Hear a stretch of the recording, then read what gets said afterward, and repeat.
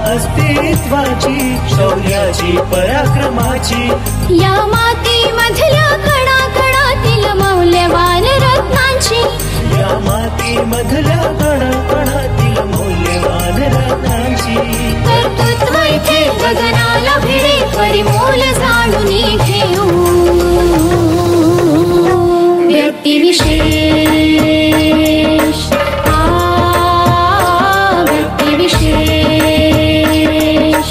नमस्कार. Radio MPSC Guru spreading the knowledge powered by spectrum academy मध्ये मी रत्नमाला सूर्यवंशी तुमचे सर्वांचे स्वागत करते. विद्यार्थी मित्रांनो, आज आपण व्यक्तिविशेष या सत्राअंतर्गत यशवंतराव चव्हाण यांच्या जीवन कार्याचा थोडक्यात आढावा घेऊया. यशवंतराव चव्हाण हे महाराष्ट्राचे मुख्यमंत्री होते. त्यांनी काही काळ भारताचे उपपंतप्रधान म्हणून काम देखील केले, तर काही काळ ते भारताचे संरक्षण मंत्री सुद्धा होते. यशवंतराव बळवंतराव चव्हाण यांचा जन्म 12 मार्च 1913 रोजी सांगली जिल्ह्यातील देवराष्ट्र या गावी झाला. महाराष्ट्राचे पहिले मुख्यमंत्री व महाराष्ट्राचे शिल्पकार म्हणून ते ओळखले जातात. त्यांनी 1 मे 1958 रोजी धुम्यागडावर जाऊन तिथे पांडुरंगाची मूर्ती स्थापन केली व संत भगवान बाबांच्या समोर धुम्यागडास भगवानगड नाव दिले. ते प्रागतिक विचारसरणीचे होते. उत्कृष्ट संसदपटू, उदारमतवादी व अभ्यासू व्यक्तिमत्व म्हणून त्यांची ख्याती आहे. ते रसिक व साहित्यिकी होते. युगांतर, सह्याद्रीचे वारे, कृष्णाकाठ, ऋणानुबंध ही त्यांची साहित्य संपदा आहे. विद्यार्थी मित्रांनो, इसवी सन 1956 मध्ये स्थापन झालेल्या द्विभाषिक मुंबई राज्याचे पहिले मुख्यमंत्री म्हणून त्यांची निवड झाली. तसेच मुंबईसह स्वतंत्र महाराष्ट्र निर्माण झाल्यानंतर 1 मे 1960 महाराष्ट्राचे पहिले मुख्यमंत्री म्हणूनही त्यांचीच निवड झाली. इसवी सन 1962 मध्ये चीन युद्धाच्या काळात तत्कालीन पंतप्रधान पंडित नेहरूंनी यशवंतरावांची नेमणूक देशाच्या संरक्षण मंत्री पदावर केली. हा त्यांच्या कारकिर्दीचा सर्वोच्च बिंदू म्हणता येईल. पुढील काळात त्यांनी उपपंतप्रधान, केंद्रीय गृहमंत्री, अर्थमंत्री, संरक्षण मंत्री, परराष्ट्र मंत्री ही पदे यशस्वीरित्या भूषवली. केंद्रात जनता पक्षाचे सरकार असताना म्हणजेच 1977 ते 1978 ते विरोधी पक्षनेते होते.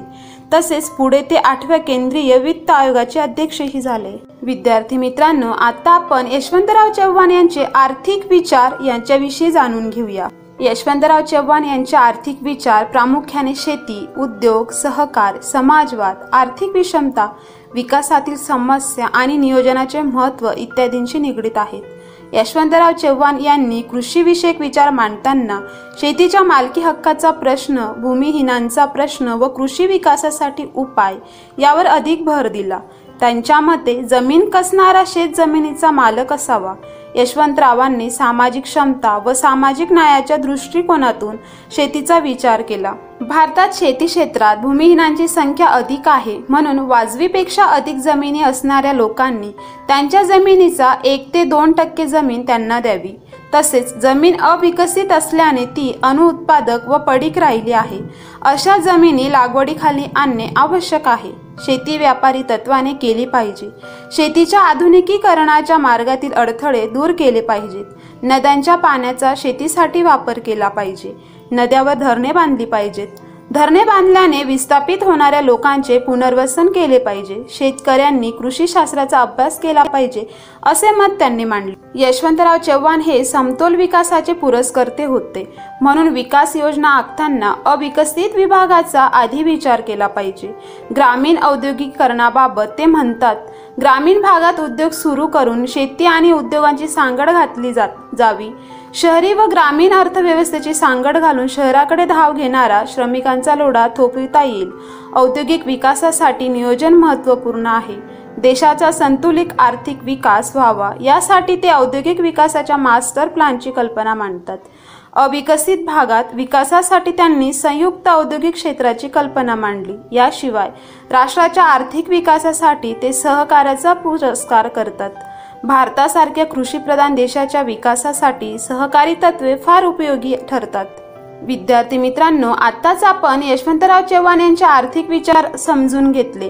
आता आपण जाणून घेऊया त्यांनी सुरू केलेल्या काही योजना. पंचायत राज या त्रिस्तरीय म्हणजे जिल्हा परिषद, पंचायत समिती आणि ग्रामपंचायत व्यवस्थेची सुरुवात केली. राज्य पंचवार्षिक योजनांचा प्रारंभ केला.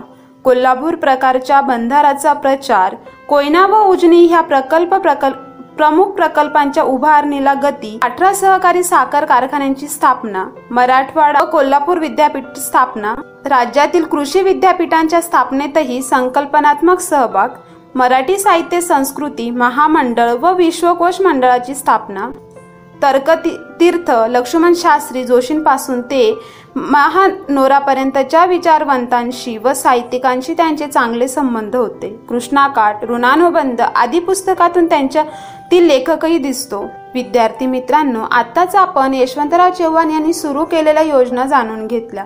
आता आपण जाणून घेणार आहोत यशवंतराव चव्हाणांचे चरित्र किंवा व्यक्तिचित्रण वर्णन करणारी काही पुस्तक. आधुनिक महाराष्ट्राचे शिल्पकार याचे लेखक आहेत के.जी. कदम. आमचे नेते यशवंतराव या पुस्तकाचं लेखन केलेलं आहे रमणलाल शहा. कृष्णाकाठचा माणूस या पुस्तकाचं लेखन आहे अरुण शेवते.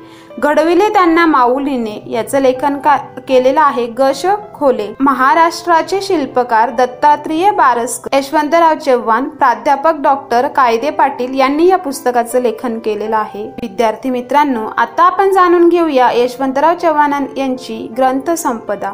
आपले नवे मुंबई राज्य इसवी सन 1957. ऋणानुबंध हा ललित लेख होता, त्याचं लेखन केलेलं आहे 1975 मध्ये. कृष्णाकाठ हे एक आत्मचरित्र होतं आणि त्याचा पहिला खंड होता आणि या पुस्तकाचं लेखन केलं होतं 1984 मध्ये आणि हे पुस्तक बोलके पुस्तक या स्वरूपातही आहे. त्यानंतरचा ग्रंथसंपदा आहे भूमिकाचं लेखन केलेलं होतं 1979 मध्ये. महाराष्ट्र राज्य निर्मिती विधेयक या विधेयकाचं लेखन केलं होतं 1960 मध्ये. विदेश दर्शन, त्यानंतर आहे सह्याद्रीचे वारे या ग्रंथाचं लेखन केलेलं होतं 1962 मध्ये आणि हे पुस्तक भाषण संग्रह म्हणून सुद्धा संग्रहित आहे. आणि त्यानंतरचा होता युगांतरचं लेखन होतं 1970 मध्ये आणि त्यात असं होतं की स्वातंत्र्यपूर्व व स्वातंत्र्योत्तर हिंदुस्थानच्या प्रश्नांची चर्चा युगांतरमध्ये यशवंतराव चव्हाणांनी केलेली होती. विद्यार्थी मित्रांनो, आताच आपण यशवंतराव चव्हाणांची ग्रंथसंपदा समजून घेतली. आता आपण समजून घेणार आहोत यशवंतराव चव्हाणांचे भाषण संग्रह किंवा पुस्तिका. असे होते कर्मवीर, भाऊराव पाटलांवर सह्याद्रीच्या दिवाळी अंकातील लेख 1968. India's foreign policy 1978. उद्याचा महाराष्ट्र चव्हाण यांची भाषण पुस्तिका 1960. काँग्रेसच्या मागे उभे रहा औरंगाबाद येथील भाषण पुस्तिका. कोकण विकासाची दिशा याचं लेखन केलेलं होतं 1960 मध्ये. कोकण विकासाचे यशवंतराव चव्हाण यांनी केलेले विवेचन. गवा माळंकर स्मारक व्याख्यानमालेमध्ये प्रत्यक्ष आंदोलन किंवा संसदीय लोकतंत्र या विषयावरील व्याख्यान आणि ही पुस्तिका प्रकाशित केलेली होती 1961 मध्ये. जीवनाचे विश्वरूप, काही श्रद्धा, काही छंद आणि याचं लेखन केलेलं होतं 1973 मध्ये. महाराष्ट्र मैसूर सीमा प्रश्न या पुस्तिकेचे लेखन केलेले होते 1960. महाराष्ट्राची धोरण सूची याचं लेखन होतं 1960. यशवंतराव चव्हाणांची महत्त्वपूर्ण भाषणे 70च्या दशकाचा शुभारंभ याचं लेखन होतं 1971. सह्याद्रीचे वारे याचं लेखन होतं 1962 मध्ये. विद्यार्थी मित्रांनो, अशा प्रकारे आपण यशवंतराव चव्हाणांचे भाषण संग्रह किंवा पुस्तिका जाणून. विद्यार्थी मित्रांनो, यशवंतराव चव्हाण यांच्यावर एक चित्रपट देखील काढला गेला होता. तो आहे बखर एका वादळाची. मार्च 2014 मध्ये प्रकाशित झाला आणि त्याचं दिग्दर्शक केलेलं होतं जब्बार पटेल यांनी. विद्यार्थी मित्रांनो, आता आपण यशवंतराव चव्हाण नावाच्या काही संस्था आहेत त्या कोणकोणत्या हे समजून घेऊया. यशवंतराव चव्हाण नाट्यगृह कोथरूड पुणे येथे आहे. यशवंतराव चव्हाण नाट्यगृह मुंबई रिक्लेमेशन मुंबई. यशवंतराव चव्हाण प्रतिष्ठान जगन्नाथ भोसले रोड मुंबई. यशवंतराव चव्हाण मुक्त विद्यापीठ नाशिक. यशवंतराव चव्हाण मेमोरियल हॉस्पिटल पिंपरी म्हणजेच पुणे येथे आहे.